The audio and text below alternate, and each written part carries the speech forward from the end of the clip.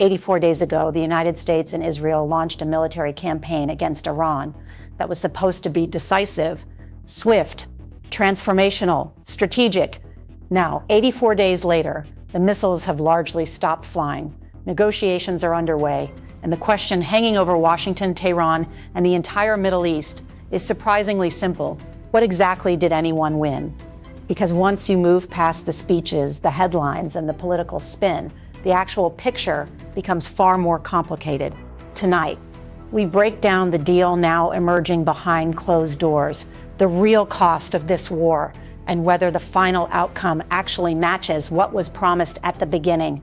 I'm your host, and this is the Daily Latitude. Welcome back to the Daily Latitude. Tonight, we examine the final stage of a conflict that reshaped oil markets, military strategy, and the balance of power across the Middle East. We'll analyze what the emerging Iran deal reportedly includes, what the war actually achieved, what America spent to sustain it, and why analysts across the world are now debating whether the cost was ultimately worth it. Because behind every declaration of victory, there is always a ledger. And tonight, we examine both sides of it. The conflict officially began on February 28th. The objectives were ambitious: destroy Iran's nuclear capabilities, cripple its military infrastructure, and fundamentally alter the strategic balance of power in the Middle East. At the beginning, many officials projected confidence, but wars rarely unfold according to initial expectations. Now, 84 days later, President Donald Trump says a deal is largely negotiated. According to public statements, discussions involved regional powers including Saudi Arabia, Qatar, the UAE, Turkey, Egypt, Jordan, Bahrain, and Pakistan. On the surface, that sounds like a diplomatic breakthrough. But the deeper question is whether the final outcome actually reflects the original promises made to the public. One of the central elements of the reported agreement is the reopening of the Strait of Hormuz. This narrow waterway carries roughly 20% of the world's oil supply. When Iran restricted traffic during the conflict, global energy markets reacted immediately. Oil prices surged, shipping costs increased, and governments across the world began preparing for a broader economic shock. Now, reopening the strait is being presented as one of the major achievements of the negotiations. But there is an uncomfortable reality attached to that claim. Before the war began, the strait was already open, which means one of the headline successes of the agreement is effectively restoring conditions that already existed before the conflict started. And that criticism is now being raised by analysts across the political spectrum. Then there is Iran's nuclear program itself.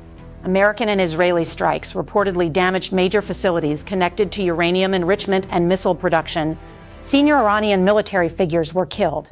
Infrastructure was heavily targeted.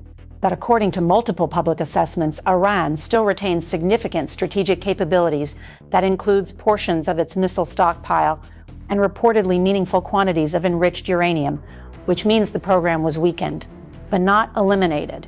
And that distinction matters enormously, because early public messaging surrounding the conflict often suggested something far more decisive.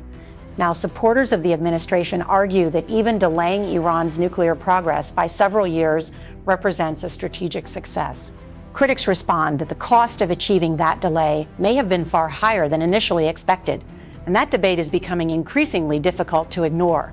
One of the most significant revelations of the conflict involves America's missile defense systems. Reports indicate the United States fired enormous numbers of advanced interceptors defending Israel against Iranian ballistic missile attacks.